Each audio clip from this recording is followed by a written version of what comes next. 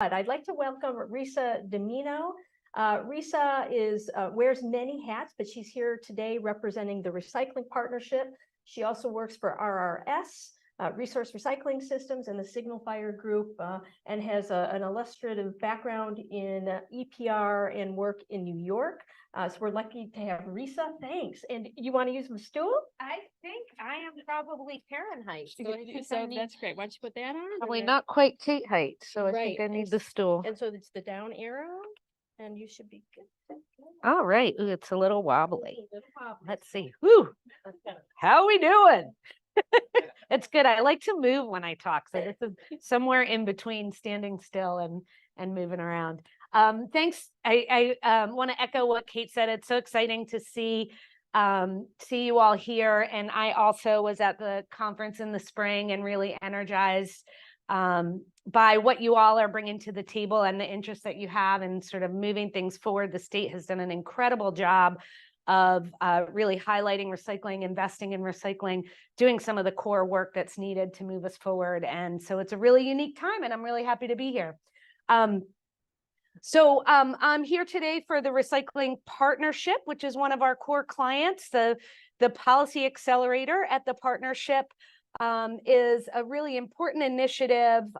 Essentially, I think that we've all realized, a lot of folks in this room have worked hard for a really long time, built amazing recycling programs, implemented best practices, but on the whole, we're not moving the needle. The numbers aren't getting higher. We're not recovering more materials. In order to really scale, we need to do things differently. And policy is an important part of that solution. And so the accelerator is a recognition that we need to focus on policy as well as all of the other great work on best practices, programs, and implementation. So I'm going to walk through a little bit here. We're going to start with just a general overview, make sure everybody understands what we're talking about when we talk about extended producer responsibility, how we've been using that policy in the United States so far. I'm going to talk a little bit about program performance, and then we're going to get into a little bit more detail, into the weeds a little bit on how EPR for packaging and paper products works, and why that's sort of the next frontier here in Michigan and also around across the US. So what is EPR? Extended producer responsibility is essentially a policy approach that requires the producer, and when we say producer, we really mean the brand owner, the person who's making the decision about how the product or the package is designed, requires them to take responsibility to manage those products or packages at the end of their useful life. And in some instances, that responsibility is financial. In some instances, it's operational. It's often a combination of the two. But it's some manner of engaging that producer brand in the management of material at the end of its useful life. So is it EPR? Is it product stewardship? Commonly in the United States, we use product stewardship to refer to voluntary programs and extended producer responsibility to refer to mandatory programs. I think we all recognize EPR is kind of a wonky term. I think we should have a little competition for coming up with a better terminology that people can better understand. But for now, we'll say EPR is what we're talking about. Mandatory legislative activity. Product stewardship refers to the voluntary programs that companies may put into place. So we've done a lot of work. EPR has been around a long time. I'll talk about that in a minute. And what we've found as we've evaluated different EPR programs around the US is that there are several elements that are really important to the success of programs. Providing convenient collection. So in terms of packaging and paper products, that means that your recycling program it's as easy to recycle as it is to throw something away. In the case of electronics or batteries, that means that there are simple, easy places to return your materials for proper management. Another piece of key elements of success is a dedicated financing streams. One of the things that's really important to remember about extended producer responsibility is that its primary objective is to create a sustainable financing mechanism to fund recycling and end-of-life management for the products and packaging it covers. So having that dedicated funding for recycling and programs is absolutely critical. The third piece is clear responsibility and accountability. What are the producers or the brand owners responsible for? What is the state's role? How are local governments involved? Be very clear about who does what. And once we have that clarity and that accountability, the programs work much better. Performance standards are really important. If we want to get really wonky, we can have a debate about whether convenience standards are more important than the numerical rates and dates. Both are important and play a key role, but having performance built into the program, absolutely critical. Incentives are also important, and those sometimes come in the role of financial incentives like deposits that you get back when you return your material, or other types of performance and participation incentives.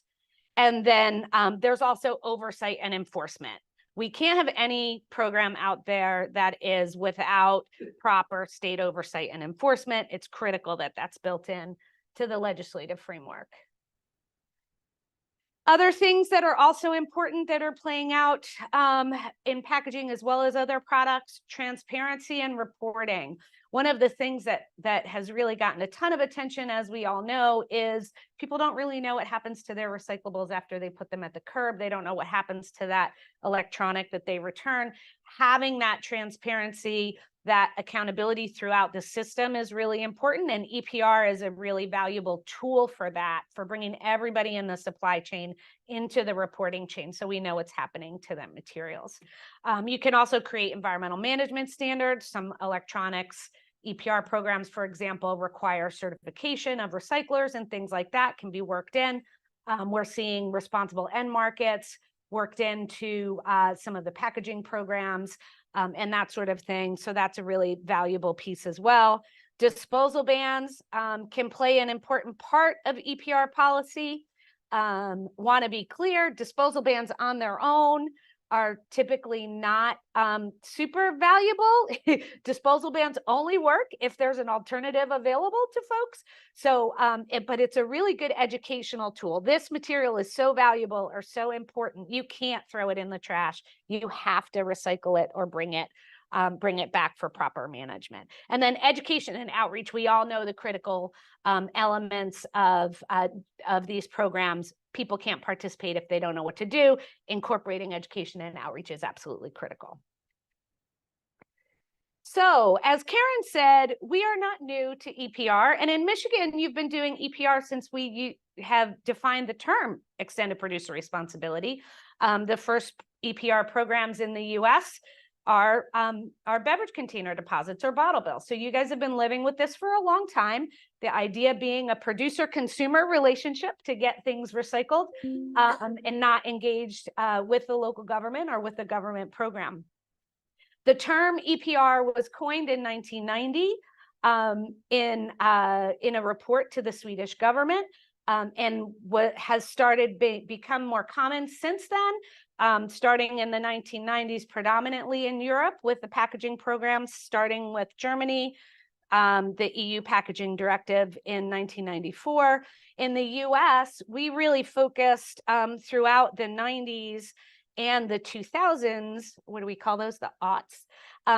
We focused in the US on really problematic materials, things containing mercury, rechargeable batteries, mercury switches, e-scrap, thermostats, fluorescent bulbs.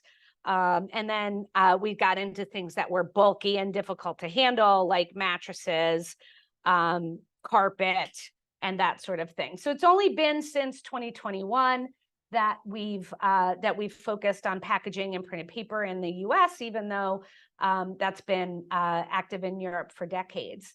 Other really interesting things, which Garth will touch on a little bit later today. We've had the first household hazardous waste EPR program pass in 2023, the first tire EPR program in the US pass in 2023. So we're seeing a lot of new programs coming, and again, the expansion of this idea in the United States. Oops, sorry, that was the wrong arrow. There we go. So you can see here the variety. There's a huge variety of products that have been subject to EPR in the United States, and also a bunch of states, at least 25 or 30 states, have enacted some manner of EPR. So I mentioned earlier that EPR is a combination of, it requires some producers to take financial responsibility, operational responsibility, often some combination of the two. So on this slide, we're showing how some of these EPR programs have worked out in terms of financial and operational responsibility. So you see along the bottom, you have the producer financial responsibility. So the ones on the far right of the screen here are programs that require producers to pay 100% of costs. As you go up, you see that's operational responsibility. And the ones at the top are the programs where the producer organizations essentially run and operate the programs. So the top right is the programs that are 100% producer operated, 100% producer funded. But you can see these programs have fallen all over the map. And why they do that depends on a variety of factors. It may depend on sort of the political situation in a state. It may depend on whether or not there's an existing program when an EPR program is implemented, and sort of what the roles and responsibilities that that state or that industry wants to see happen. So you can see you have paint care, which is pretty widely adopted across the United States. Very high level of operational responsibility. The paint producer responsibility organization essentially runs those collection programs for paint, but it's funded through a consumer fee in most of the states. So the producers actually don't have that financial responsibility. It's the user of that paint is paying for the financial responsibility. So again, how these work out depend on the particular product, the particular industry, and the infrastructure that's in place at the time that the EPR program is put in place. But the key point here is there are a lot of different ways to do EPR, and they all work, and they certainly all work better than our current systems do. And we'll talk about that a little bit more in a minute. So why is EPR continuing to grow across the United States and across the world? It's because we need to increase diversion and recovery for the climate reasons that Kate outlined, for other goals regarding sustainability, climate, and other things. We want to increase the diversion of materials. We want to increase recycling and recovery. And, you know, for those of us who watch the recycling rates, both here in Michigan and nationally, they haven't moved in decades. So we need to do something different to do that. We also cannot continue to expect government to fund these kinds of programs. We need to reduce costs to local government, and we need to grow our programs without relying on taxes and government funding. And importantly, you know, EPR offers an opportunity to incorporate the cost of recycling and end-of-life management into the cost of the product. It's really an equitable solution. If you're using that battery, if you're buying that electronic, you're paying for the cost of recycling that material when you buy it. So your neighbor who may not be purchasing those things is not, through their taxes, having to subsidize your use of those problematic materials. And then lastly, EPR has really been touted as an opportunity to improve the design of products and to reduce overall environmental impact. I think there's a lot of literature out there and a lot of research on this point. This is the one that I think is not as clearly proven as the other three, but that where we're still working to try to make sure that EPR policies, as we move forward, do provide those drivers to improve design and reduce overall environmental impact. So I'm going to talk for a minute here about how EPR programs have performed, and really towards that first item that I talked about, improving recycling and diversion. Oh, so does EPR achieve its objectives? The data we're going to show here shows it does increase diversion. It does reduce government costs. It does incorporate the cost of recycling and end-of-life management, but not quite sure we're hitting the mark on improving the design of products and reducing overall environmental impact. Again, that's an area that we can still work on. So before I share some data with you here, I do want to mention that it's extremely challenging to evaluate the performance of EPR programs. And that's largely because not just in the US, but nationally, we don't do a good job of tracking program performance now. So we don't have good pre-program performance data to compare. We often, again, through EPR, are able to improve transparency, improve reporting, get more data, more information, but we're not always sure what we're comparing to. So that can be challenging. And we also don't have a lot of data in non-EPR states. So it's not easy to compare how we're doing in EPR versus not EPR. In terms of looking at costs, it's often really challenging to look at local government budgets pre and post EPR to see where those savings might have come in. Nonetheless, we try. So I'm going to share with you some data here that was in a report prepared by the Product Stewardship Institute for the Connecticut Department of Environment and Energy. It's dated. You'll see this study was done in 2016. We don't have anything newer. Would be nice to update that. But given, I think that the data here is fairly clear in showing how recycling has, or how EPR has improved on the various methods we were just talking about. So if you look at, does EPR increase recovery in Connecticut, we looked at the e-waste program and the mattress program. In both cases, you can see when the programs were implemented in mattresses, in the case 2020, in 2015, electronics in 2011, you can see a steady increase in the amount of material recycled. If you look at thermostats, mercury thermostats, again, very similar, and paint also increased. If you look at paint in the various programs that are in place, we looked just at these 5 states that had a consistent database at that time, from the year that the program started, the first year of implementation, and 5 years after implementation. And you can see increases across the board in every instance. So, you know, it does work. So if we look at, does EPR save government money? Also true in this instance. So what you see here is the cost to various entities to run events, to operate transfer stations, operate HHW permanent sites, the costs related to paint, and you can see program came in place, those costs are gone. So very minimal costs to local government, big savings. We also looked at, this is from a study that we did for the Oregon DEQ, and I believe this was 2019. And we looked at the impact of EPR for packaging on the recycling rates. And again, it was very difficult to find places where there was good pre and post program data.